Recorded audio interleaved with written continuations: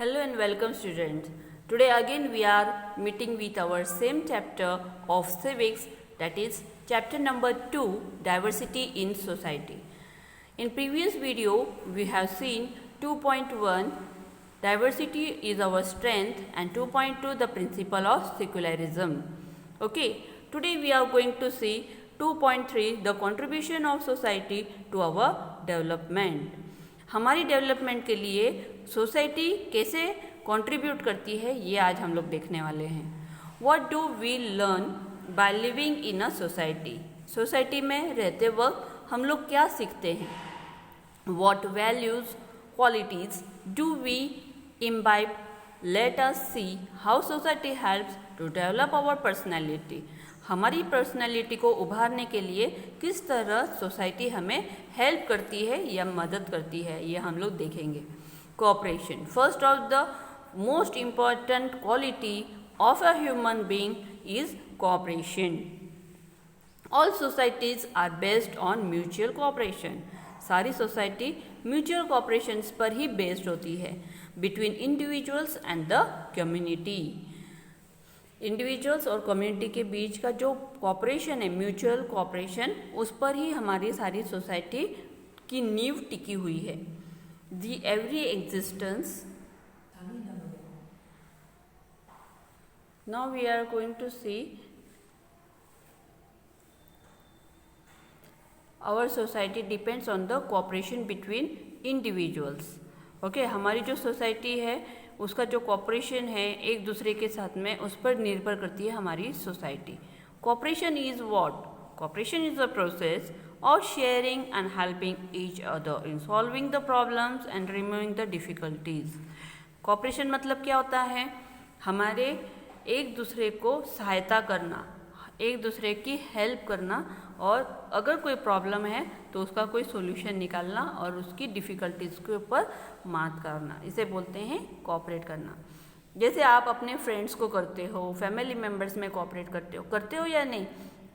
अगर आपके फ्रेंड का आप टिफ़िन खाने के लिए बैठे हो, okay, your friend is not able to open his tiffin, then what you do. Yes, you help him to open the tiffin. Okay, तो ये उसकी जो प्रॉब्लम थी वो आपने डिफ़िकल्टी उसका सॉल्व कर दी, तो ये आपने सॉल्व किया, मतलब ये आपने क्या किया, उसके साथ में कोऑपरेट किया. अगर आपके किसी फ्रेंड ने टिफ़िन नहीं लाया है, भूल गया है वो, तो वो क्या आप क्या करते हो, आप सब मिलकर उसे थोड़ा थोड़ा शेयरिंग करते हो टिफ़िन, बराबर. तो what is this. This is cooperation. इस वजह से हम हमारी सोसाइटी में आसानी से रह पाते हैं. Okay, a family cannot remain together without an attitude of cooperation among the members. कोई भी फैमिली एक साथ नहीं रह सकती जब तक उन लोगों के बीच में कोऑपरेशन की भावना न हो. ओके, फ्रॉम स्टार्टिंग मतलब हम फैमिली से ही कोऑपरेशन करना सीखते हैं, तब हम कहीं जाकर सोसाइटी में कोऑपरेट कर पाते हैं.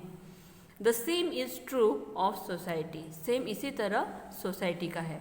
Lack of cooperation hampers our progress. Day-to-day life will also not run smoothly. जो हमारी कोऑपरेशन है, अगर उसमें कमतरता रह जाए कोऑपरेट करने में, तो ये हमारी प्रोग्रेस में बाधा ला सकता है. हमारी रोज का जीवन जो है वो स्मूथली नहीं चल पाता. Cooperation makes interdependence in society healthier. जो भी हमारा इंटरडिपेंडेंस है सोसाइटी में रहकर, कोऑपरेशन की वजह से ये क्या हो जाता है, हेल्दी होता है. And it also inclusions of everybody in the society. It is a process of inclusion end of moving ahead, taking along all sections of society. Cooperation से उसी के लिए हेल्प नहीं करता है, बल्कि हर जाति पाति के लोगों को किस तरह हम लोग प्रोग्रेस की तरफ ले जाए, ये भी हमें हेल्प करता है. Okay, so cooperation is very important. Now see the tolerance and understanding. Tolerance means what. सहनशीलता. Okay, just as per the cooperation in the society, so also at times there can be difference of opinion, disputes and conflicts. जैसे cooperation important है society में रहने के लिए, so also all times there can be difference of opinion. हर किसी के जो ओपिनियंस होते हैं, विचार होते हैं, डिस्प्यूट उस बीच में भी अनबन हो सकती है, घर में भी होती है। क्यों? तो सबके विचार एक जैसे नहीं होते, पर कहीं तो भी जाकर हमें किसी एक विचारधारा को अपनाना पड़ता है, और उसी तरह हम लोग हमारी फैमिली में भी करते हैं ना।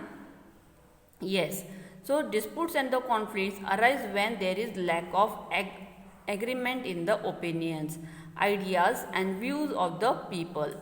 जो हमारी हर किसी की सोच जो है वो अलग अलग होती है, हर किसी के विचार अलग अलग होते हैं, लेकिन किसी एक विचार को हम लोग अगर अपना कर आगे बढ़े तो ये हमारे जीवन के लिए अच्छा रहता है।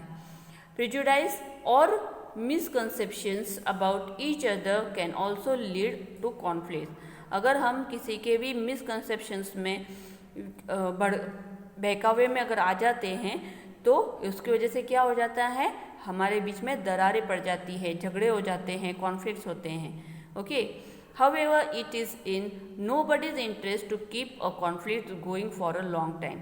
हर किसी को भी ये पसंद नहीं होता है कि झगड़ा जो है वो कंटिन्यू बना रहे, कहीं तो भी जाकर किसी को तो भी स्टॉप करना ज़रूरी होता है।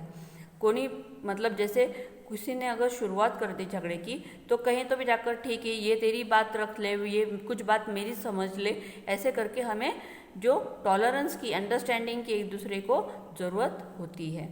People find a way to resolve conflict through the comparison and understanding.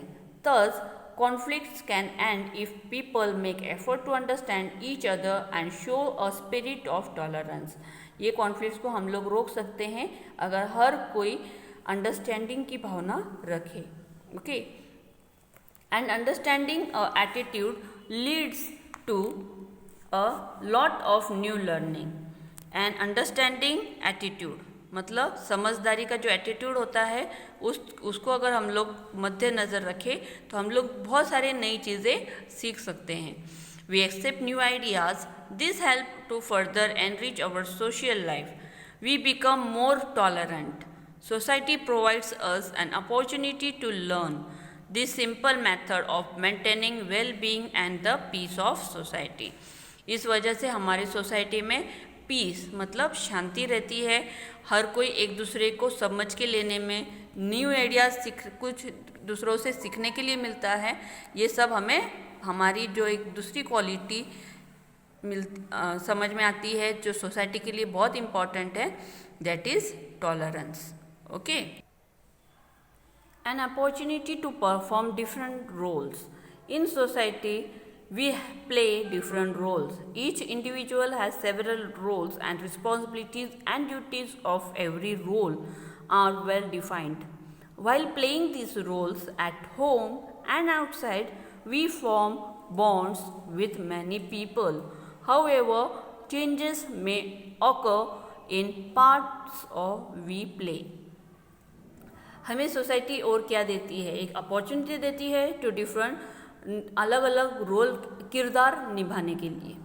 Society जो है, हम सोसाइटी में बहुत अलग अलग किरदार निभाते हैं, जैसे कि एज अ मदर वी मतलब मदर, फादर, और as a student you are, isn't it, as a good neighbour you are a friend, you are a brother, you are a sister. Okay, so बहुत सारी जो roles हम लोग अदा करते हैं सोसाइटी में, और हमारी उस रोल के हिसाब से हमारी कुछ रिस्पॉन्सिबिलिटी और ड्यूटीज़ भी होती है, ये भी हमें बहुत अच्छे से निभानी चाहिए।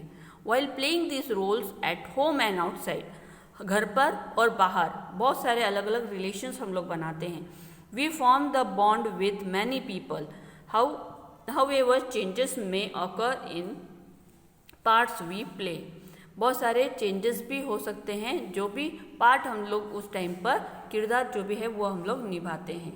बराबर, मतलब घर पर आप एज अ सन और a daughter you behave, outside you behave, in school you behave as a good student. Okay, in friends you behave as a good friend. Okay, very cooperative friend. तो ये अलग अलग रोल आप निभाते हो हर society में हमें रिस्पॉन्सिबल रहना, हमारी जो ड्यूटीज़ है वो हमें मालूम होना बहुत ज़रूरी होता है, ताकि हम अपनी लाइफ बहुत अच्छे से बिता सकें। ओके।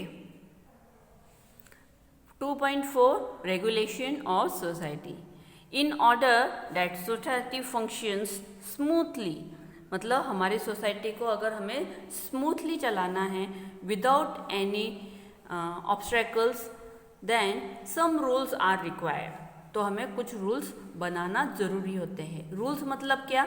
मतलब वो सारे नियम हमें पालना चाहिए जिससे कि हमें कोई भी आपत्ति ना आए, सोसाइटी में स्मूथली हर काम होते रहे। In ancient times society was smoothly regulated with the help of traditions.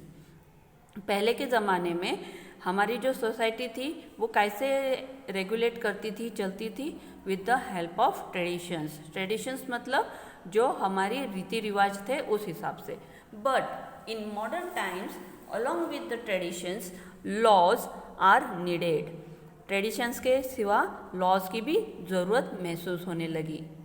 Law is different from tradition and customs. Laws जो होते हैं वो थोड़े अलग होते हैं ट्रेडिशंस और कस्टम्स के मुताबिक। The regulations of society through laws and tradition is carried out by different organisations and institutions. The regulations मतलब उसकी जो विचारधारा जो है, डिफरेंट लॉज और ट्रेडिशंस की जो है वो अलग अलग ऑर्गेनाइजेशन और इंस्टीट्यूशन से कैरिड की जाती है। The government bodies at the local level also play an important role in the process of regulation of society. ये जो ऑर्गेनाइजेशन और इंस्टीट्यूशन ही नहीं बल्कि कुछ गवर्नमेंट बॉडीज़ भी है जो कि लोकल लेवल पर कुछ इम्पॉर्टेंट रोल, जो सोसाइटी के अंदर कुछ लॉज होने चाहिए उसको रेगुलेट करने में बहुत इम्पॉर्टेंट रोल अदा करती है। To work out the society very smoothly, the rules are very important.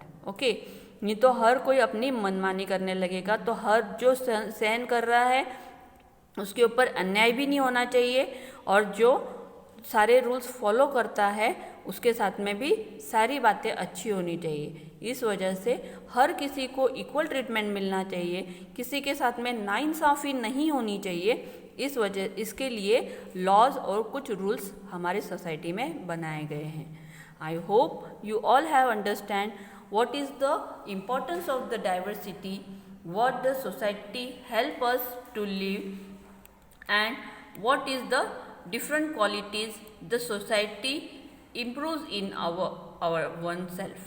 Okay, so very soon I will send you PDF question answers of this lesson. Till that, bye.